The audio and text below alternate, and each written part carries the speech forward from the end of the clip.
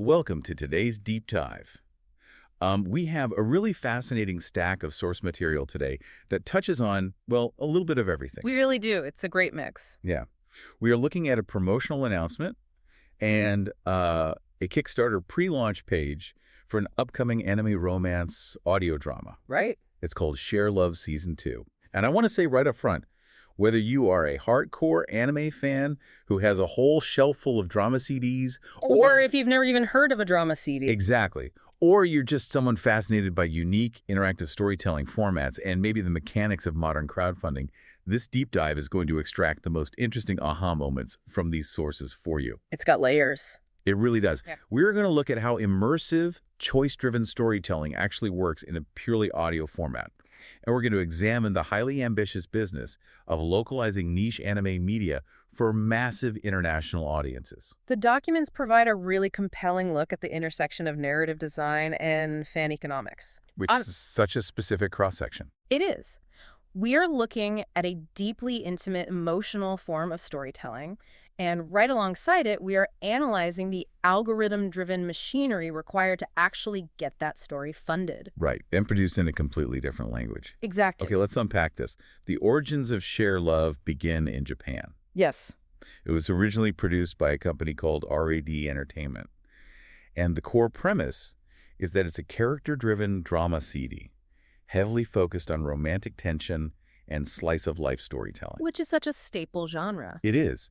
Now, for anyone listening who might not be completely immersed in this specific subculture, the drama CD format might sound a bit retro. Sure. But it is actually a massive storytelling engine in Japan. Oh, absolutely. For those who might not know, drama CDs have a huge legacy in the Japanese media landscape. Yeah. They are essentially full-cast audio plays.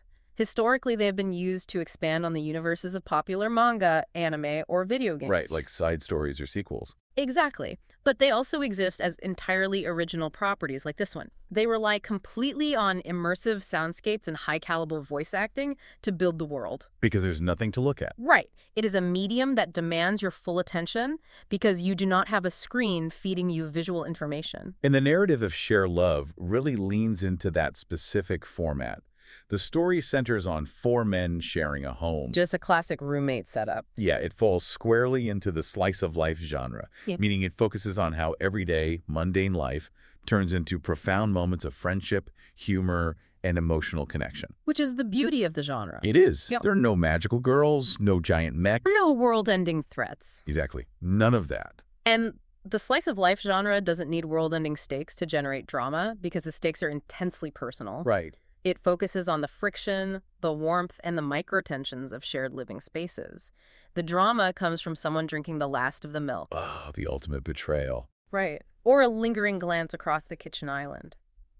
When you take those domestic scenarios and run them through the specific lens of an audio drama, the psychological appeal is actually quite profound. Think about it like this. Imagine you are living in a house with four incredibly interesting, dynamic roommates. Okay.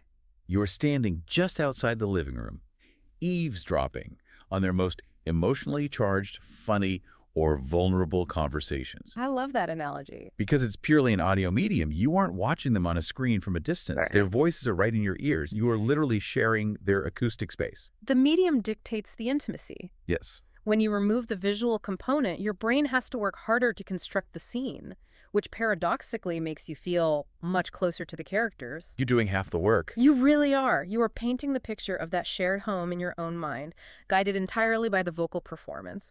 The tone, the pauses, the sighs. The shifting of footsteps on floorboards. Exactly.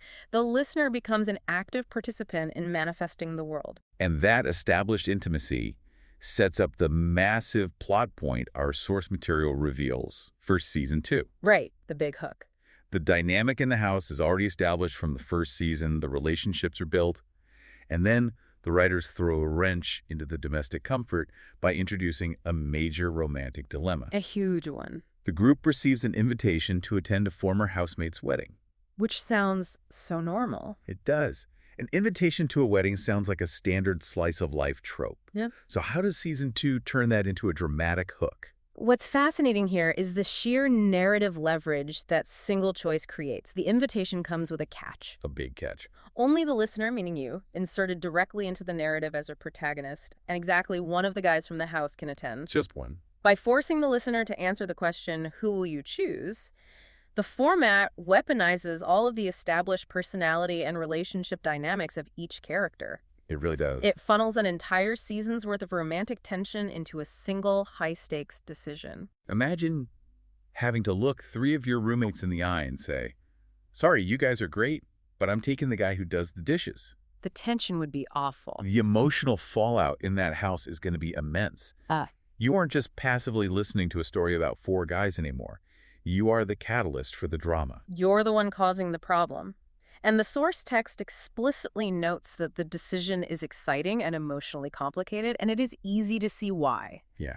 Choosing one character means actively rejecting the other 3. That's the hard part. It forces you, the listener, to evaluate your own preferences and the emotional weight of your relationship with each distinct character. Do you want the humor of one housemate to cut the tension of a formal wedding? Right. Or do you want the emotional grounding of another? The writers are using the interactive nature of the medium to make the listener complicit in the narrative friction. It's brilliant. But that level of narrative ambition requires a production machine to match. Oh, absolutely. Because the original Japanese script has to be translated, culturally adapted, cast, and engineered for an entirely new audience. Which is not easy. No. And that brings us to the company attempting to bring this experience to international fans.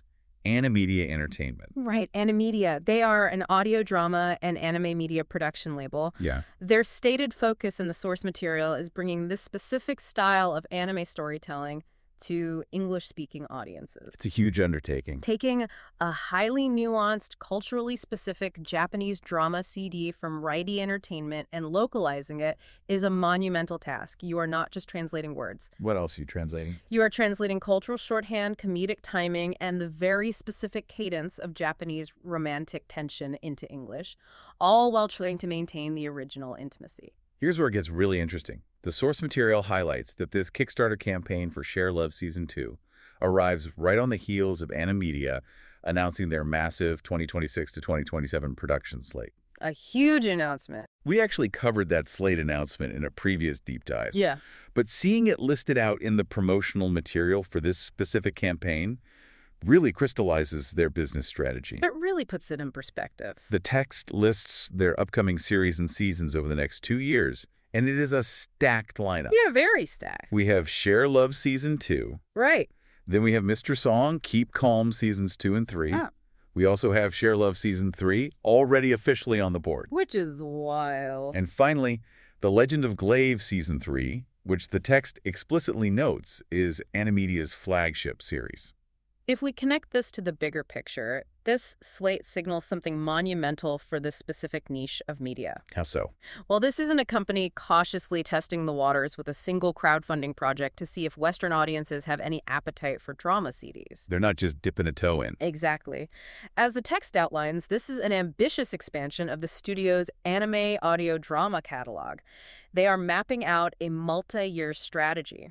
They are essentially building a permanent English-language home for a medium that has historically been incredibly difficult for international fans to access legally. Let alone in high quality. Right. Committing to multiple seasons of multiple shows, including mapping out Season 3 of Share Love before the Season 2 Kickstarter even launches, proves they have identified a highly engaged, dedicated international audience. They know the fans are there. In the modern media landscape, fans are incredibly wary of getting invested in niche properties because the cancellation rates are so high. We see it all the time with streaming shows. Constantly. So by publicly dropping a 2-year production slate, AniMedia is building immense trust. That makes total sense. They are telling the audience that it is safe to invest their time, emotion, and money into these characters because the story has a guaranteed future. Which brings us directly to how that money is actually raised. Right, the funding. Because despite mapping out this massive slate, these localized projects still rely entirely on direct community support. They need the backers. The primary objective of the source text we are analyzing today is to push fans to a very specific location, the Kickstarter pre-launch page. Yes. The text provides the direct link, which is kickstarter.com/projects/animedia/share-love- anime-drama-cd-english-verse. And the messaging in the promotional text is urgent. Very urgent. It heavily emphasizes that fans need to click follow on that specific URL long before the campaign actually goes live, Right. framing it as the most critical way a fan can support the project. So we know the page wants fans to click follow right now, but from a back-end operational perspective, what is that actually doing for a label like AniMedia? That's a great point. If they're eventually going to ask for financial backing anyway, why the intense focus on accumulating pre-launch followers? This raises an important question. How do media companies weaponize platform mechanics to secure funding? The source text outlines 3 very specific strategic reasons for this pre-launch push. The first is straightforward. Following the page ensures you receive an instant notification the absolute moment the campaign launches.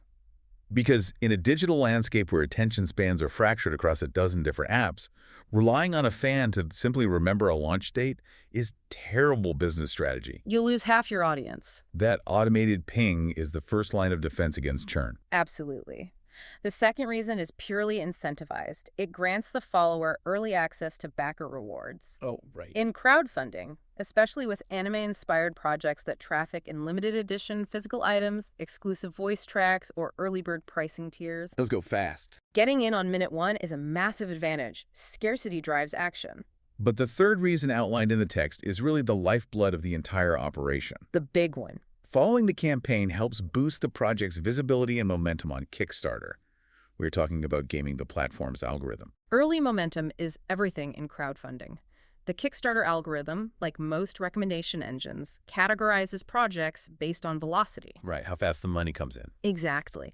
When a project launches and instantly secures a massive surge of backers in the first 24 to 48 hours, which happens because all those pre-launch followers received their instant notification and rushed to secure their early bird rewards. The platform's backend takes notice. It does. The algorithm flags the project as highly desirable and starts pushing it to the front page under categories like projects we love or trending. And that pushes the campaign out of the niche anime bubble. It puts it in front of users who might not know what AniMedia is, but who regularly browse Kickstarter looking for highly successful, heavily backed creative projects to support. Yes. The initial wave of core fans acts as the ignition switch that starts the engine for broader organic discovery. The text explicitly notes that early followers can make a huge difference in helping anime-inspired projects gain that crucial momentum. You really need it. For translated audio dramas, you cannot rely on traditional mainstream advertising billboards or television spots. The marketing budget simply isn't there for that. Right. You have to leverage the concentrated passion of the core community to trigger that algorithmic visibility. It highlights how modern media production in these specialized genres is a deeply symbiotic partnership between the studio and the fans. It's a two-way street. AniMedia is doing the heavy lifting of licensing from AniMedia Entertainment, producing, casting, and engineering this ambitious slate of stories. Yeah. But they literally need the fans to coordinate their enthusiasm through that pre-launch page to make the localized production financially viable. The fans want the intimate, emotional experience of making that romantic choice for the wedding, and the studio needs the fans to manipulate the Kickstarter algorithm to fund it. It's brilliant. It is a perfect, closed loop of narrative desire and modern fan economics. So what does this all mean? When we step back and look at the source material we've unpacked today, we see that Share Love Season 2 represents a really fascinating intersection. It really does. You have a highly personal, slice-of-life audio storytelling experience that literally places you, the listener, in the center of a romantic dilemma. Right. And at the same time, it represents the very real, ambitious international expansion of AniMedia Entertainment as they push to make localized drama CDs a permanent fixture with their 2026 to 2027 slate. A huge move for the industry. And tying it all together is the vital role of community crowdfunding, where the simple act of following a pre-launch page dictates the algorithmic visibility and ultimate success of the entire endeavor. It is a masterclass in how niche media sustains itself globally today. For you listening, especially if you have an affinity for romance stories, slice-of-life narratives, or immersive voice-acted drama CDs, this is definitely a space to watch. Highly recommend checking it out. I encourage you to check out the campaign link at kickstarter.com/projects/animedian/share-love-anime-drama-cd-english-ray. It's a great way to support the medium. Helping to bring more anime audio drama productions to life in English is something the community directly controls, and it is a fascinating medium to experience.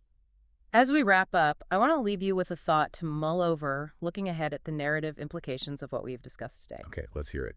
We know that in Season 2, you are forced to make a deeply personal, exclusive choice about which of the four housemates to take to this wedding. The impossible choice. Right.